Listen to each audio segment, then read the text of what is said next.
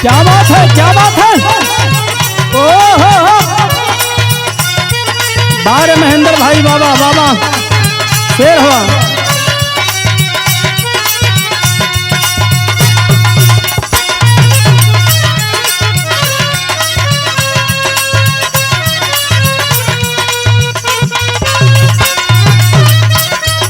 क्या बात है, क्या बात है।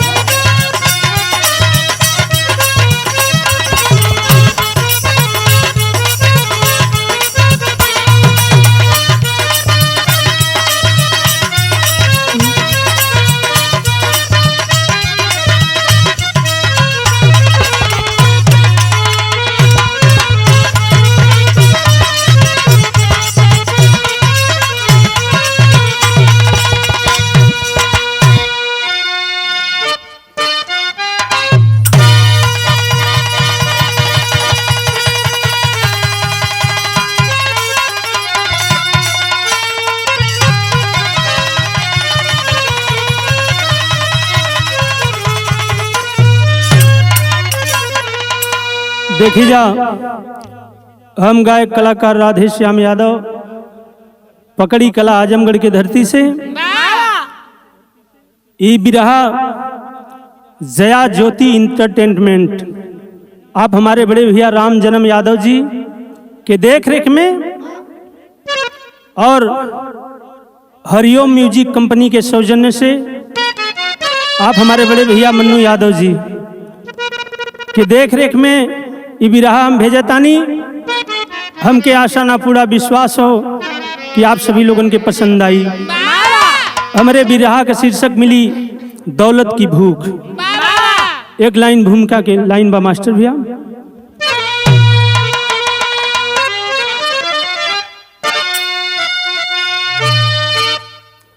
तो परहित में जो की सदा काम आए, अरे जीवन सफल है उन्हीं का कहाता। वही कीमती गुल हजारों में होता, तो भक्तों के कर से मंदिर में चढ़ जाता।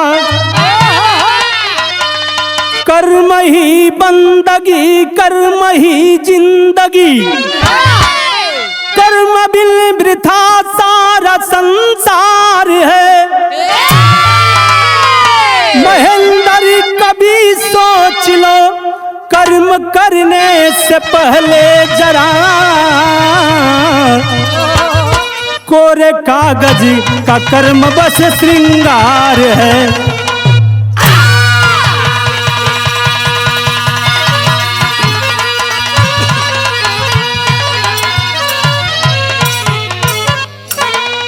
परहित में जो कि सदा काम आए, अरे जीवन सफल है उन्हीं का कहाता। वही कीमती गुल हजारों में होता, तो भक्तों के कर से मंदिर में चढ़ जाता। कर्म ही जिंदगी, कर्म ही बंदगी, अरे कर्म ही जिंदगी, कर्म ही बंदगी, कर्म बिन वृथा सारा संसार है। महेंद्र कभी सोच लो, कर्म करने से पहले जरा कोरे कागज का कर्म बस श्रृंगार है। ए बाबू, ये दुनिया में सब लोग अपने बदे जिएला, लेकिन जे दूसरे के काम में आवेला, दूसरे बदे जिएला, ओकर जीवन सफल मानल जाला। एक लाइन कव्वाली के टुकड़ा लगल मास्टर।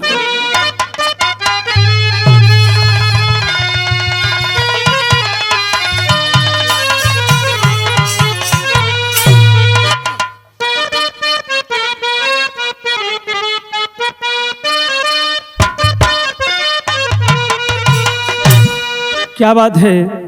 ये हमारे मास्टर भैया संकेत किलन, कौनो आशिक, आशिक माने ना जनता, इनकर कहाँ घर हो भैया, अपने माशुका से कहले बा, क्या कहलस? ओह ओह, क्या कहले बा? अरे पागल नजरें, अरे पागल नजरे दिल दीवाना लगता है, दीवाना लगता है।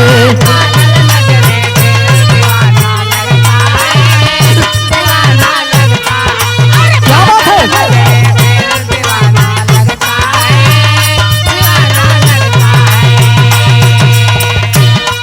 अरे पागल नजर दिल दीवाना लगता है।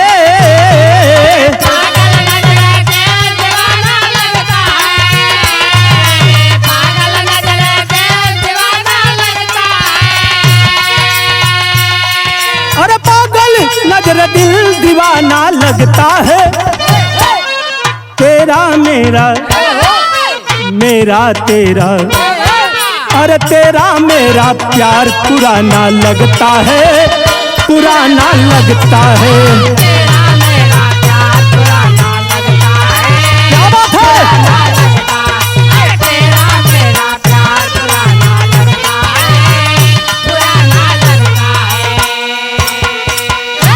ये तो कव्वाली के टुकड़ा रहल, लेकिन कवि जी बिरहा में बड़ी अच्छी बात लिखलन। का लिखलन? ओह क्या बात है? अरे देख विधाता, अरे देख विधाता आज जमाना कैसा है, जमाना कैसा है।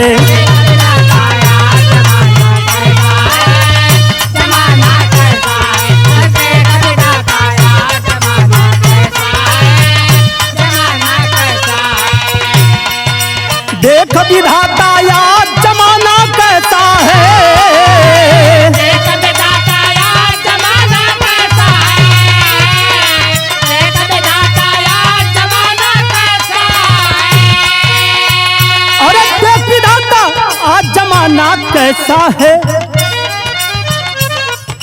धन दौलत, धन दौलत इज्जत के आगे पैसा है। हाय रे हाय पैसा है।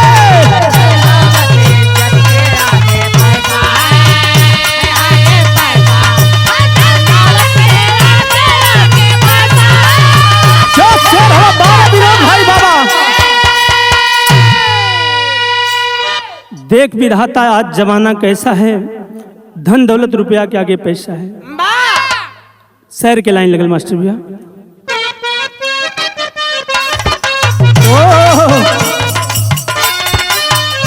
कहानी कहाँ के बाद आप लोग समझ लें। भगवान का दूजा रूप डॉक्टर बताया जाता।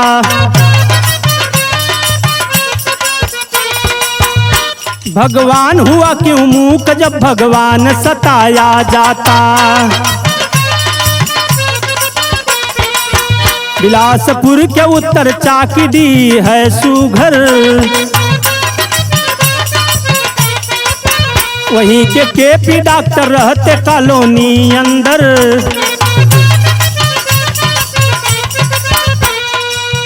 डॉक्टर उनकी पत्नी का सुशील अब विचार रहा। रहे दो बच्चे सुसज्जित परिवार रहा।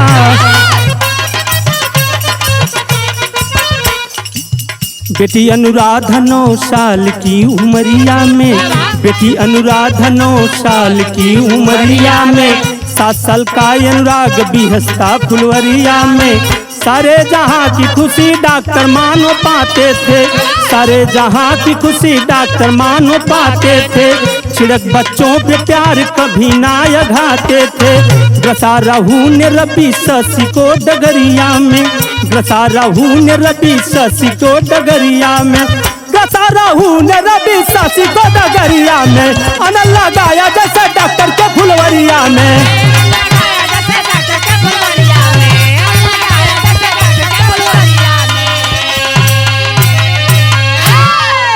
ए बाबूजी बात के समझला।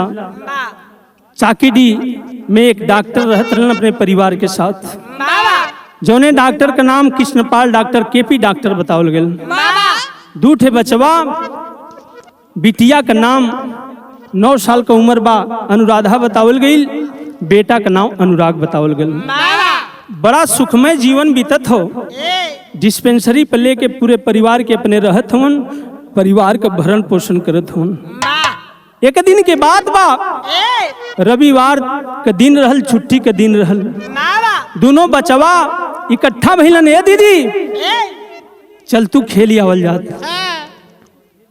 अनुराधा कलश की ए भैया खेलत चल जाई, तनी मम्मी पापा से आदेश लेला। गईलन दोनों भाई बहन, कहले पापा तनी मने बगीचवा में खेले चल थे। कहले कि जाओ बेटा, लेकिन समय से वापस चले आना। ए भैया दोनों भाई बहन बगिया में खेले बदे चललन। जौने समय खेले बदे चललन, एक लाइन गीत लगल मास्टर भैया।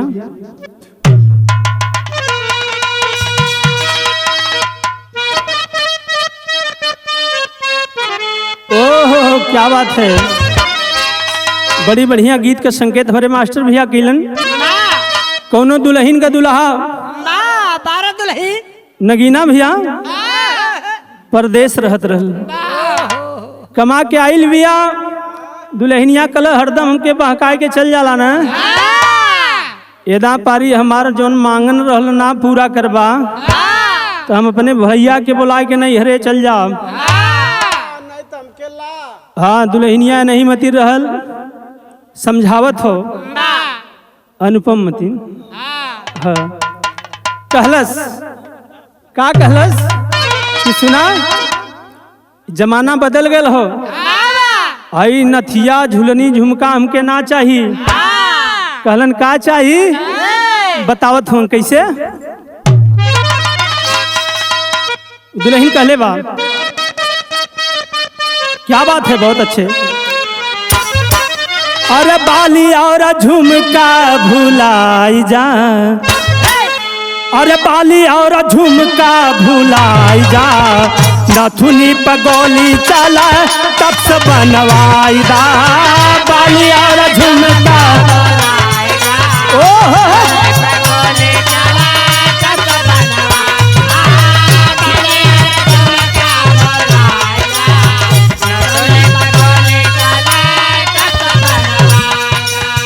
तो गीत रहल आप लोगन के मनोरंजन बदे।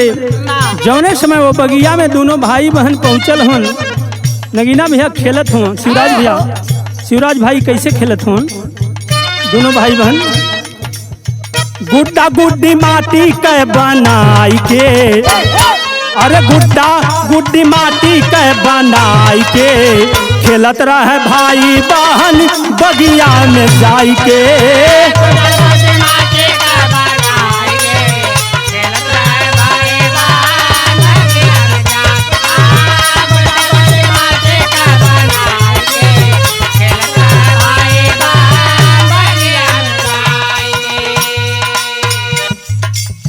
मारुति सवार दुगो अइले कसैया, छुड़वा निकाल धमा कावनी रदैया।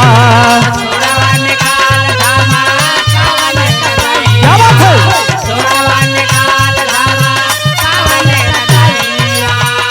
पापी भागी चलल दोनों के उठाई के, पापी भागी चलल दोनों के उठाई के, खेलत रहे भाई बहन बगिया में जाई के।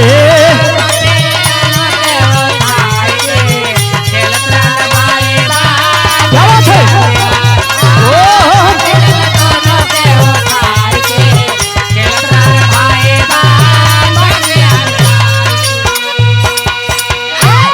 बाबूजी बात के समझला। वो दोनों भाई बहन जाके वो बगिया में खेलत हों, माटी के गुड्डा गुड्डी बनाए के दोनों भाई बहन खेलत हों। इतने में बारे मालिक की मर्जी, मारुति सवार कुछ बदमाश आए, गाड़ी में से बैठे हुए दोनों बचवन के टाफी दिखावत हूँ कि ए बेटा आवा भाई टाफी लेला।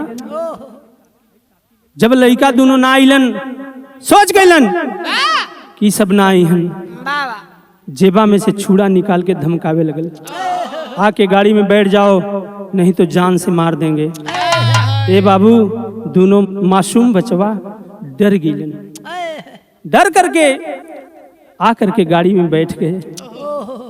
बैठला के बाद दोनों पापी गाड़ी के लेके दोनों बचवन के लेके भाग चलल। जब कुछ दूर गइलन, दोनों भाई बहन कहत हो कि भैया आप लोग ऐसा काहे करत हुआ, हमहन के कहाँ लेके जात हुआ? कल चुपचाप बैठो वरना गर्दन को काट देंगे। ये बाबू मासूम बचवा डर गईलन। यहर के बात यहर छोड़ा। धीरे धीरे सुबह से शाम हो गई। डॉक्टराइन एलिन डिस्पेंसरी कहली कि डॉक्टर साहब दोनों बचवा वहीं खेल के ना आइलन। हाँ आवाक रह गए डॉक्टर साहब। कहले अभी ना आइलन, पहले कहे ना आई के बतौलू। फटाफट अपन डिस्पेंसरी बंद कैलन। दोनों प्राणी खोजे बदे चल दे। जौने समय खोजे बदे चलन, यहाँ एक लाइन गीत लगल मास्टर भैया, एक माता बहन लोग बड़ा प्यार से गावले पीड़िया के समय में।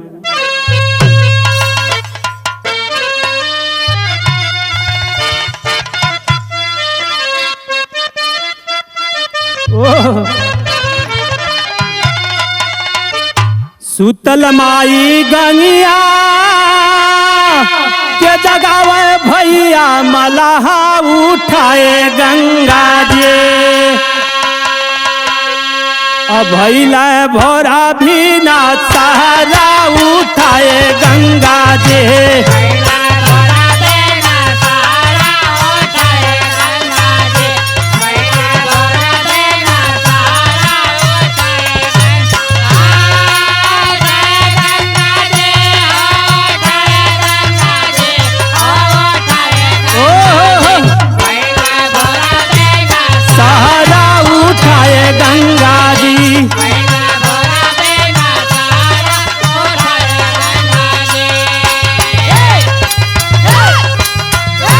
ये तो गीत रहल भैया।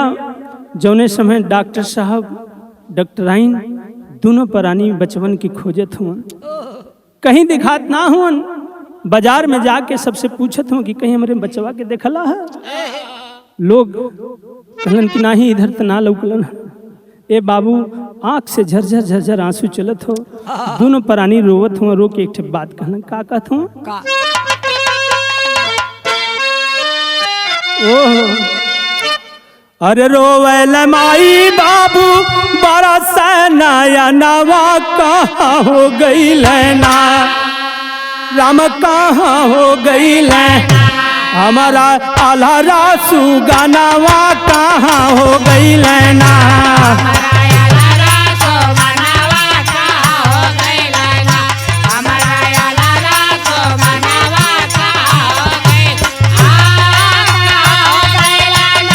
क्या बात है, क्या बात है?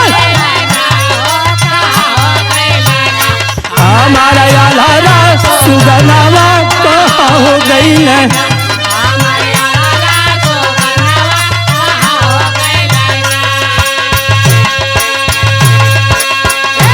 एक लाइन और लोग कहते, का कहते मास्टर भैया?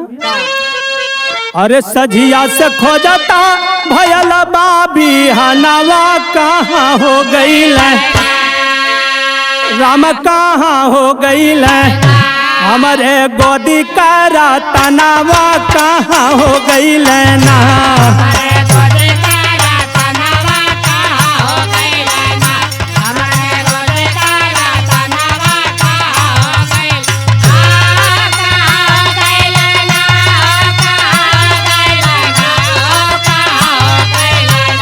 हमारा गोदी का रतनवा कहाँ हो गई है।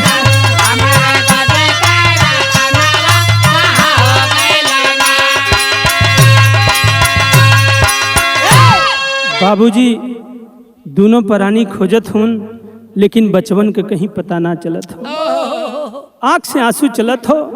आखिरकार लाचार हो गए। डॉक्टर साहब डॉक्टराइन के पकड़ के धीरज बधावत हुन कि सुना घबराइले का बात नहीं बा, कहीं हुई है बचवा मिलबे करिहन, चला घरे चल जा। शाम से खोजत खोजत सवेरा हो गल। बाबूजी लाचार हो करके थक करके दोनों प्राणी जाके अपने डिस्पेंसरी पे बैठल हो। एक लाइन टेरी के भाव लगल मास्टर भैया।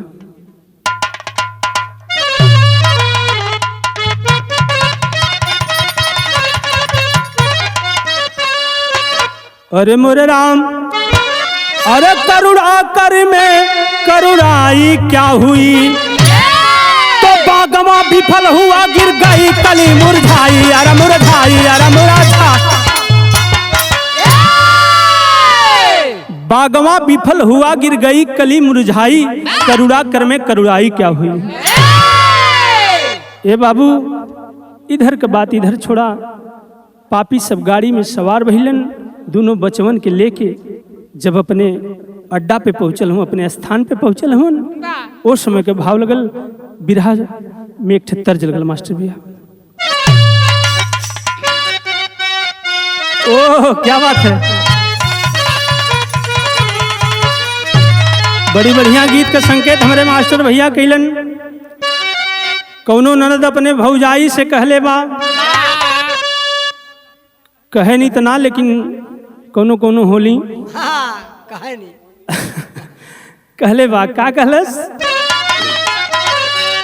अरे कही दा भौजी भैया जी से,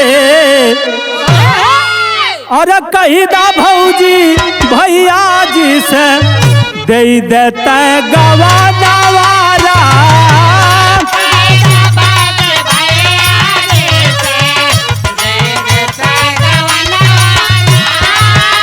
हो, क्या बात है।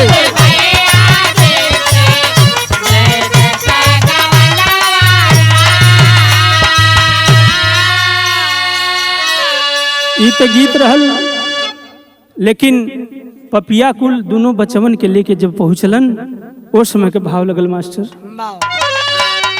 अरे लइका दोनों लाल पापी, अरे लइका दोनों लाला पापी, पहुँचे निजा ठिकाना वारा।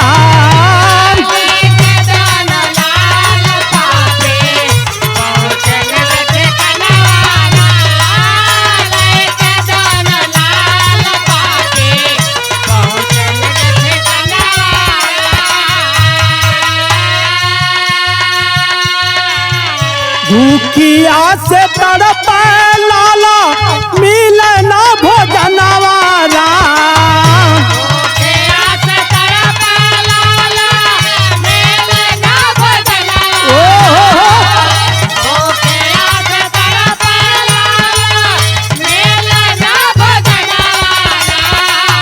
लेके दोनों लाल पापी, पहुँचे निज ठिकाना वारा।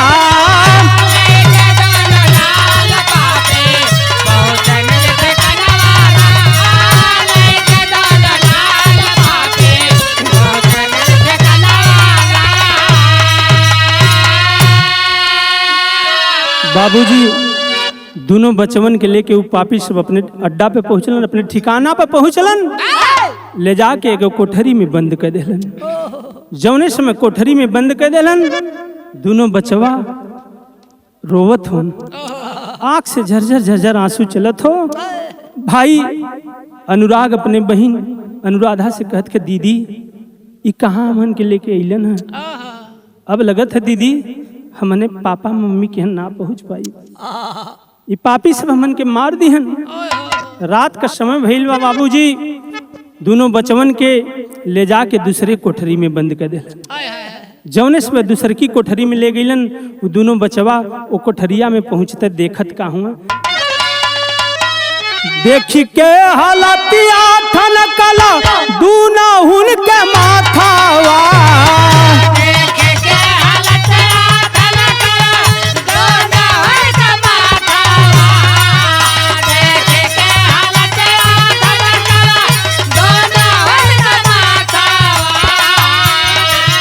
गायब रहली आँख केहू के, काटल रहल हाथावा।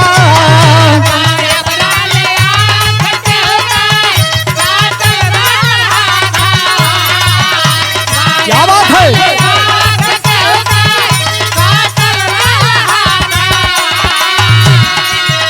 और सावन भादो बन के बरसे, सावन भादो बन के बरसे, दोनों के नया नवारा। सावन भादो बन के बरसे, दोनों का नया नवारा। सावन भादो बन के बरसे, दोनों का नया नवारा।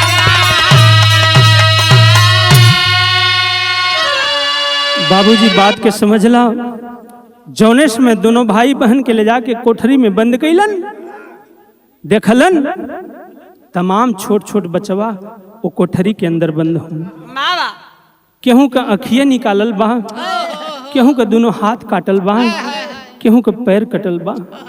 देख के दोनों भाई बहन अवाक रह गए, आंख से झरझर झरझर आंसू चलत हो।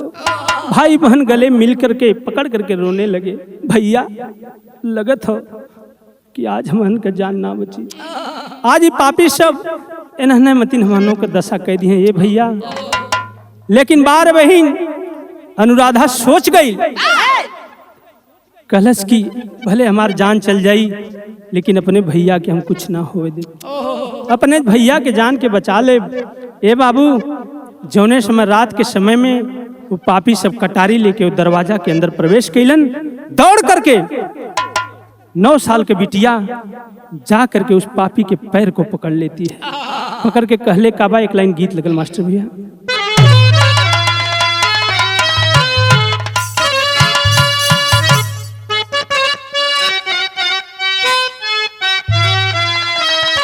ओहो, गीत वह लगल। ये गीत के माता बहन लोग शादी विवाह के शुभ अवसर पर बड़ा झूम के बड़ा मन से गावेला लोग। कैसे गावेला? अरे निबिया के दारा जानी कटिहाए बाबा, निबिया के दारी जानी कटिहाए बाबा, निबिया चिरैयन के बसेरा हो।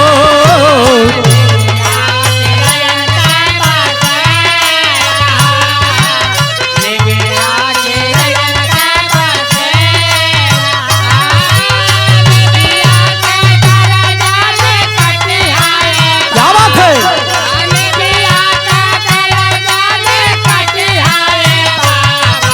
निबिया चिरैयन के बसेरा हो।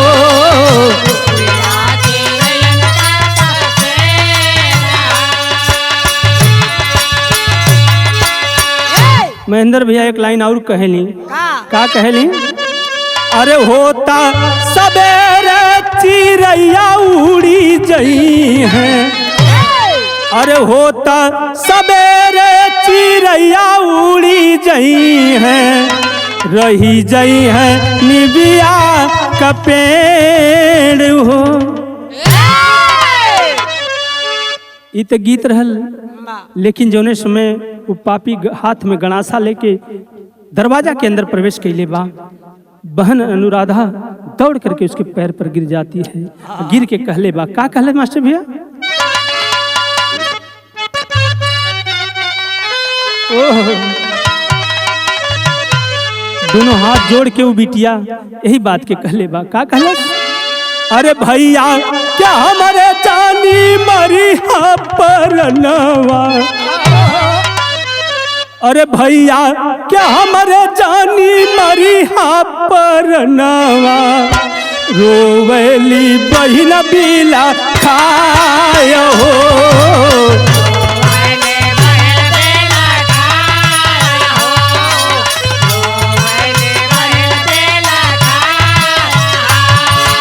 भैया के हमारा जानी मरी परनवा, भैया के हमारे जानी मरी परनवा, रोवेली बहिन बिला।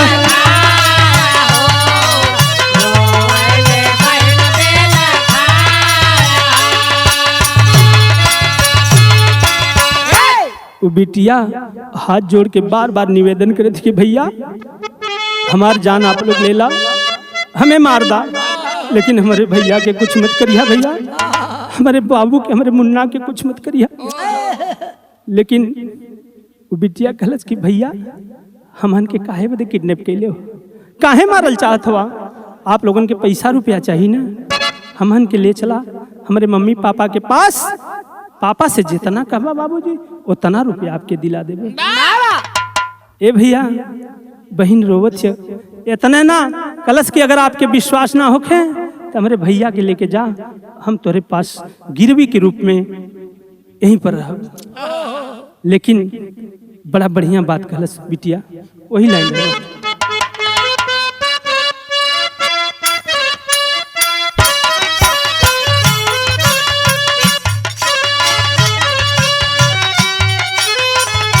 ओह क्या बात।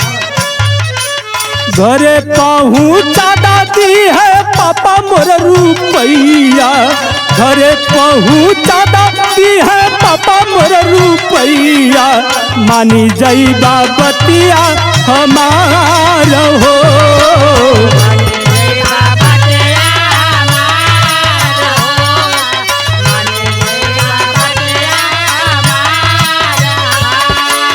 घरे पहुँचा दादी है पापा मोर रुपैया, घरे पहुँचा दादी है पापा मोर रुपैया।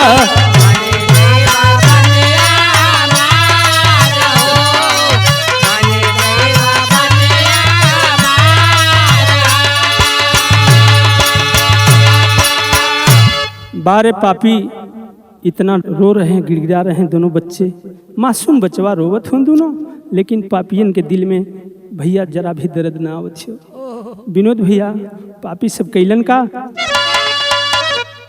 अरे अनुराग का दोनों आँखनी कलल कसैया, अरे अनुराग का दोनों आँखनी कलल कसैया, अनुराधा के कटल दोनों हाथ हो।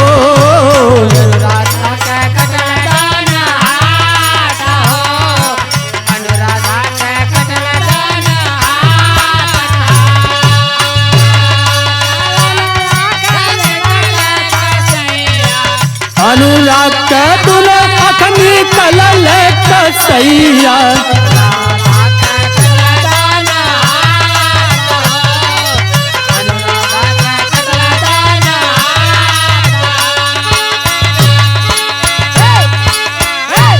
बाबूजी लाख रोने गिड़गिड़ाने के बाद भी उन पापियों को जरा भी रहम नहीं आई।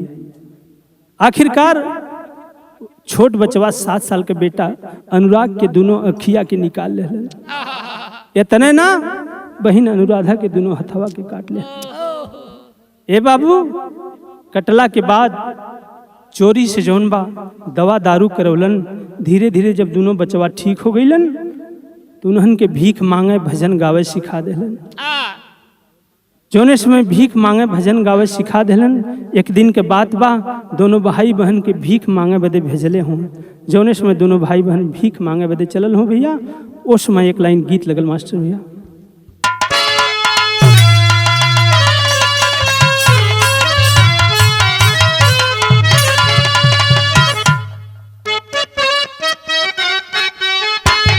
ओ हो क्या बात है।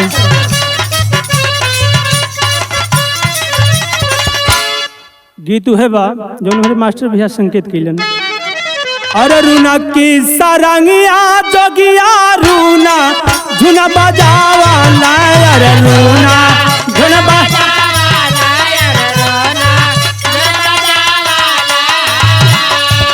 अरे रूनाता झुनाता जोगिया जालन हो राम किया हो रम रे,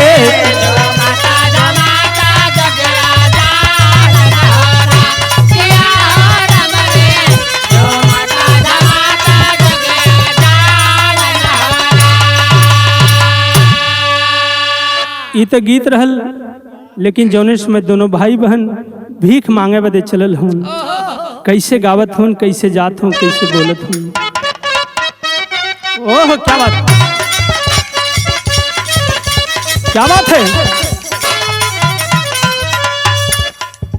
अरे भाई और बहिनिया गावे रागी नितरा नावा, अरे रागी नितरा नावा हो, भीख मांग जाई के द्वार द्वार न हो राम किया हो रम रे,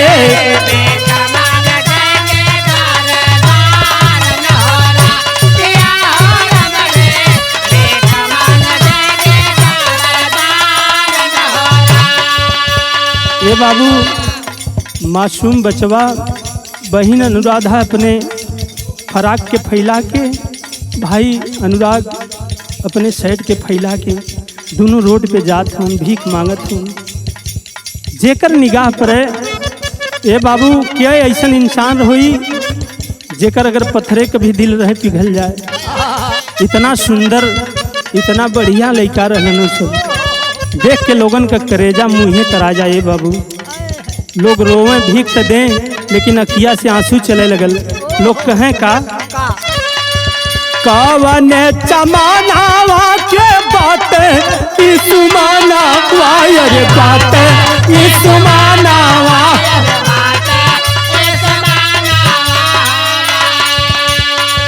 भीख देला सब ही आंसू ढारन हो रहा क्या हो हमरे।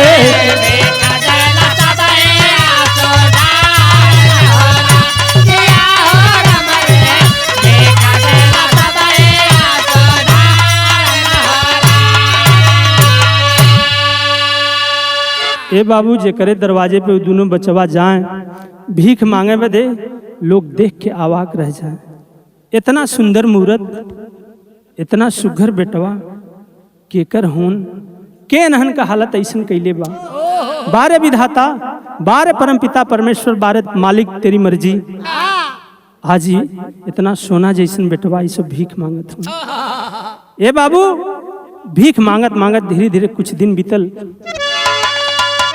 अरे धीरे धीरे बीती गई न जबकि कुछ दीना वायर जबकि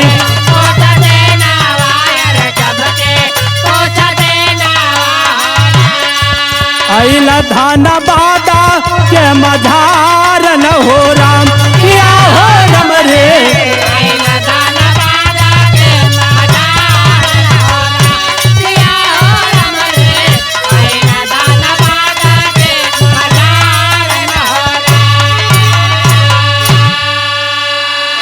ये बाबू दोनों भाई बहन भीख मांगते मांगते एक दिन स्टेशन पर चले गए। ट्रेन पकड़ लिए, ट्रेन में भीख मांगत भजन गावत दोनों भाई जा करके धनबाद स्टेशन पर उतर गए। जौने समय धनबाद मांग रहे हैं वही चौराहा पे स्टेशन के बगल में दरोगा जी अपने जीप के खड़ा करके खड़ा हुन। दोनों बचवन पे निगाह गईल बा, सोच गईलन अरे इतना सुघर बिटिया, इतना सुघर बेटवा आखिरकारी केकर हुई हैं और ए पोजीशन में भीख मांगत हूँ। धीरे धीरे दरोगा साहब अपने गाड़ी के पास से खड़ा होकर के चल रहलन, जा करके दोनों बचवन के गोदी में उठा लेलन, उठा के प्यार दुलार देवे लगन कि अरे बेटा आखिरकार तू लोग कहाँ से आयल हवा, तुहार मम्मी पापा के हो। दोनों बचवा रोवे लगलन, आंख से झरझर झरझर आंसू चलत हो। हाथ जोड़ के कहलन कि साहब आप क्या हुआ। कहलन कि हम दरोगा राजेंद्र प्रसाद हैं। घबराने की बात नहीं है, सही सही बात के बता दा बेटा, हम तो उनके तोरे मम्मी पापा से मिला दे। ये बाबू जब इतना बतिया के कहलन, दोनों भाई बहन हाथ जोड़ के कहलन कि साहब आप हमन के भीख मत दा, आपसे हमन के भीख ना चाहिए, लेकिन हमन से कुछ पूछा मत। आला के भाव लगल मास्टर भैया।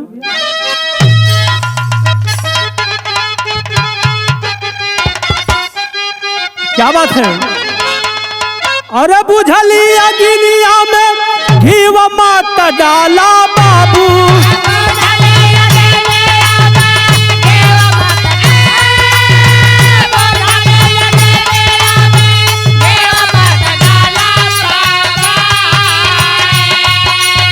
माफ कर साहब हो नादानिया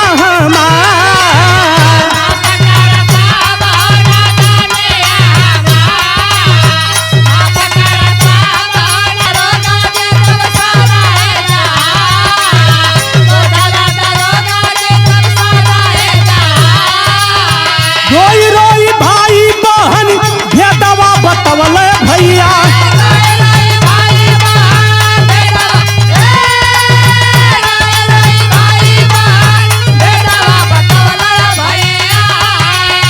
चाकी हमें बनल बामा कनवा हो हमार,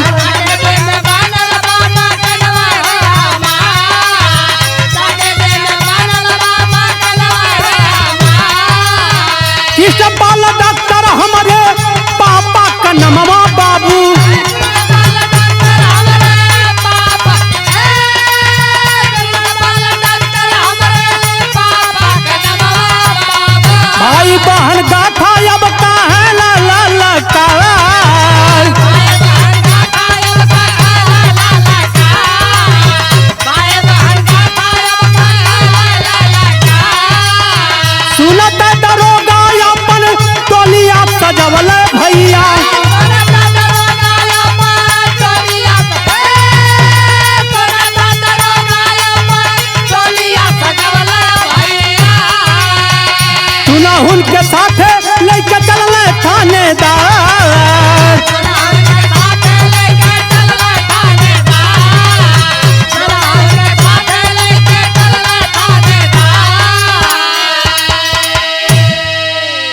बाबूजी जौने समय दरोगा साहब दोनों बचवन के अपने पास में बुला के बहलावत फुसलावत हूँ, कह रहे बेटा कहाँ से आइल हो?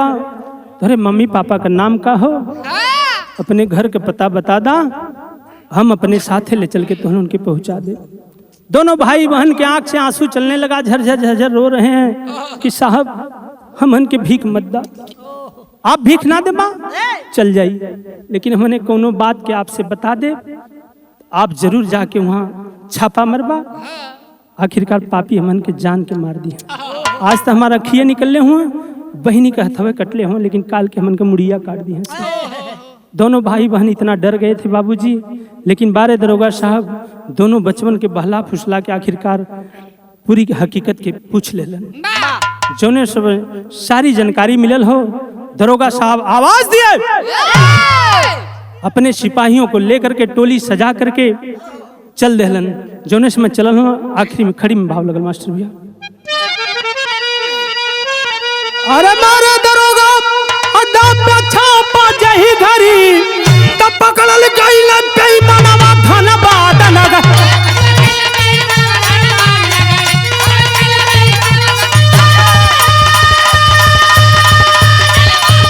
जो क्या बात है, शेर हुआ शेर हुआ।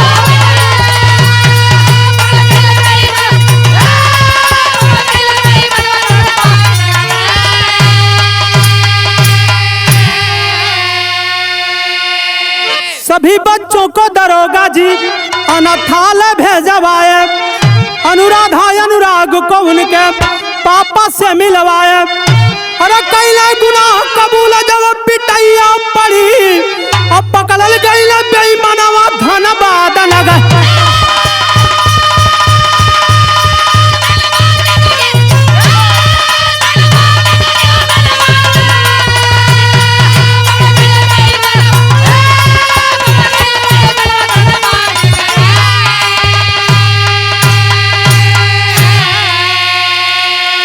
सरगना बाबुढ़िया गौरी चारों मिल बतवले, दामोदर घाट पे चारों के अब इनका उतर करवले। अरे आजीवन कारावास बुढ़िया के भइल दही घरी, पकड़ल गइल बेईमानवा हो धनबाद नगरी। ये बाबूजी जौने समय दरोगा साहब अपने टोली की सजा करके पापियन के अड्डा पे पहुंचल हुन, चारों साथी पकड़ा गइलन। ले जा करके दामोदर घाट पे इनकाउंटर करा दिए, और वो पापियन के सरगना जौने बुढ़िया का नाम गौरी बतावल गया, गौरी के आजीवन कारावास हो गई। आखिरी लाइन में कहना है मास्टर भैया, गुरु बिहारी पत्तू सरजू का यही रहा बयान, श्याम देव देहाती कभी कहें, अरे दौलत का भूखा इंसान हो।